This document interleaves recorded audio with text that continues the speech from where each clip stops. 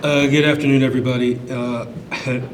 This has been a very rich day, like in some ways like double chocolate cake rich, because I've learned a lot, but also there's some trauma that goes on when we're talking about black cemeteries, but what I take from that more so than the trauma is the resilience and the history of how, as a people, we continue to make a way out of no way. And we do that with a lot of allies and a lot of help. So it's good to be here. I'm the odd person out. I do not manage a cemetery. I don't interpret cemetery history. And I'm not an academic.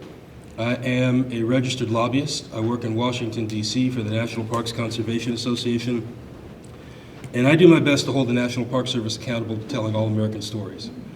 So in the process of working at NPCA for the last 24 years, especially in more recent times, I have helped, as in one person out of a large network of people, to bring about the designation of Fort Monroe National Monument, Harriet Tubman National Monument, Colonel Charles Young National Monument, the Pullman National Monument, and most recently, although it's like now it's ancient history, but Birmingham Civil Rights, and that was in 2017. And I want to share with you that we're currently working on a campaign to create a national park in Mississippi and in Chicago that will commemorate the life and legacy of Emmett Till and his mom, Mamie Till Mobley. And I hope and expect that we will have good news to share with folks come summer. But politics, preservation is inherently political, and we've heard a little bit about that today. Who gets funded, who doesn't, who we choose to remember, who we don't, and why. And my friend Steve talked about Washington, D.C., which is my hometown, so I can knock it around a little bit. But if you go to downtown Washington, D.C., and you look at the memorialization that's on that landscape down there, it's pretty clear that unless you were a white guy on a horse, you didn't really do anything for this country. And so we are still in the process of helping tell all American stories. And I think that that's something that is particularly important. So I want to start very quickly with one. In May of 1861, the Civil War was 1 month old. Confederates had fired on Fort Sumter, and they wanted to try to take over other Union installations, including one called Fort Monroe, just a little bit south of here. But Fort Monroe was a pretty large garrison. It was occupied by Union troops, supported by the Union Navy, and it was too big for them to attack successfully. So they dug trenches around Fort Monroe so that they could keep an eye on those odd Yankee folks coming down, trying to mess up their way of life. And they used enslaved African labor to help dig some of those ditches. At one point in time, in May of 1861, 3 African-American men, Shepard Mallory, Frank Baker, and James Townsend, got a boat. They rowed across Chesapeake Bay. They got to Fort Monroe, and they asked for asylum. They asked for protection. The very next day, a Confederate officer who actually also owned those men came to Fort Monroe and said, "I want my property back." And General Ben Butler, who was in command of Fort Monroe at that point in time, said, "As a United States military officer, I am obliged to follow all the rules of the Constitution and the laws of this country. But there's this pesky question of secession. You all no longer consider yourselves to be citizens of the United States, so you're no longer subject to the laws of the United States. I'm going to keep these men. I'm going to put them to work, paid wages, on behalf of the Union and on behalf of my army." Over the course of the next 3 years, about 10,000 more people made the dangerous journey, that perilous journey from slavery to freedom, at Freedom's Fortress at Fort Monroe. And I'm happy to say that that unit is now one unit in our national park system. And it's a national park system that has more than 420 units in it. 2/3 of those sites are historic and cultural by nature. And of those historic and cultural sites, there are about 40 that are regarded as African American heritage sites.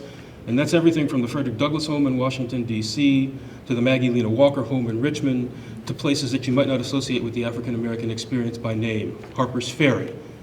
Not only the site of John Brown's raid in 1859, but the site in 1906 of the Second Niagara Movement meeting. Reverend Ransom W.E. Du Bois met there and issued a call for full manhood suffrage and an end to racial violence. Places like Fort Davis in West Texas, where all 4 regiments of what are commonly known as the Buffalo Soldiers, that's the 9th and 10th U.S. Cavalry and the 24th and 25th U.S. Infantry, were stationed for a time in West Texas. The Park Service, by virtue of the sites that they manage and the stories they interpret and preserve, they're one of the largest stewards of African American history in the country. Not enough people know that. You do now, so please go tell 2 friends. But more important is this idea that the Park Service also manages these outward-facing programs, including the National Register of Historic Places, the National Landmarks Program, the National Underground Railroad Network to Freedom Program, African American Civil Rights Grants, National Heritage Areas, and a variety of other programs. And we call them outward-facing because they don't direct NPS money directly to parks, but they direct them into communities all across the country that are doing the work of preserving and protecting all of our stories. Well, there's a new kid on the block right now. As of December of 2022, the African American Burial Grounds Preservation Program Act was passed. It was passed as a part of the FY23 Budget Omnibus Bill. And Kelly Lizarraga, there. Actually, go ahead and stand up if you don't mind. This is your lawyer for that bill.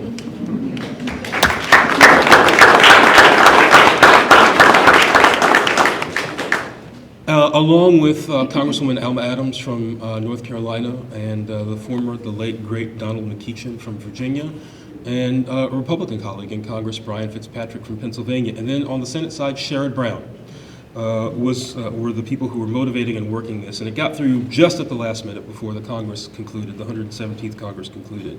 But the purpose of this preservation program or network is to provide the National Park Service with $3 million every fiscal year between 2003 and 2007 in order to help make grants or provide support to people who are identifying African American cemeteries and burial grounds, trying to preserve them, trying to interpret them, trying to do other things. And so there is another Park Service program now that exists that is on the landscape that people in these groups could be making good use of. But the challenge is that it is currently an unfunded mandate because those $3 million for preservation of African American burial grounds and cemeteries is not secure. We don't have an FY24 budget yet. And given the way folks are acting in Washington, D.C. right now, we could have a debt ceiling collapse and we could also have no continuing resolution. It's a mess. So if you want to trade jobs, please see me afterwards in the cloakroom. This up here, I refer to as congressional gray.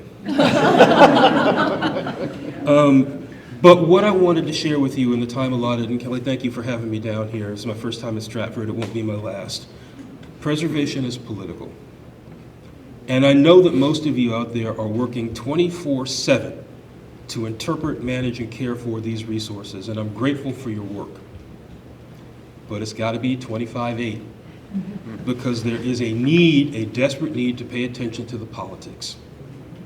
And for all of the academic work that you do, and for all of the opportunities that you have to share information and publish books and articles, which are absolutely necessary, and I have feasted on.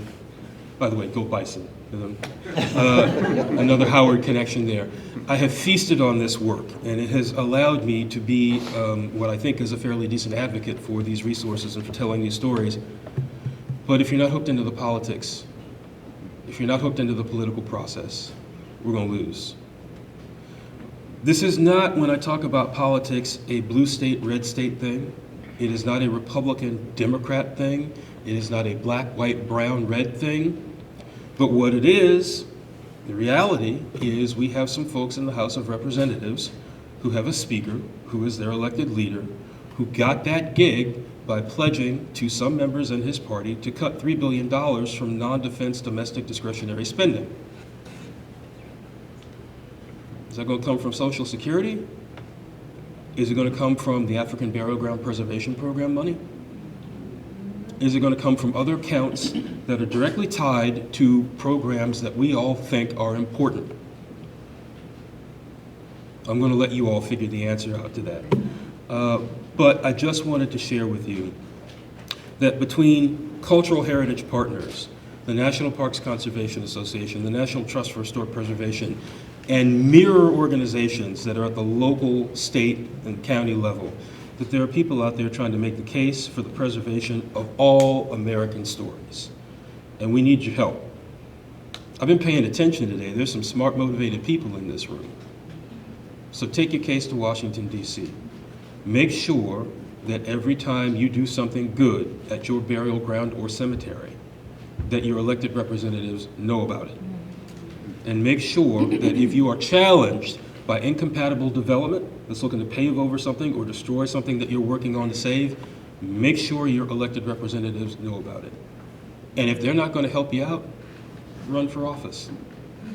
26-9. We need more of your time.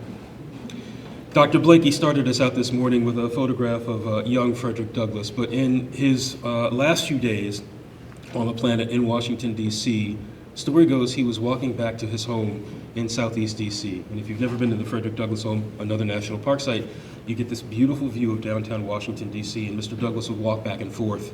And he was stopped by a young man who said, "Mr. Douglass, I am of this new next generation, and I want to know how we can continue the work that your generation so nobly and capably began."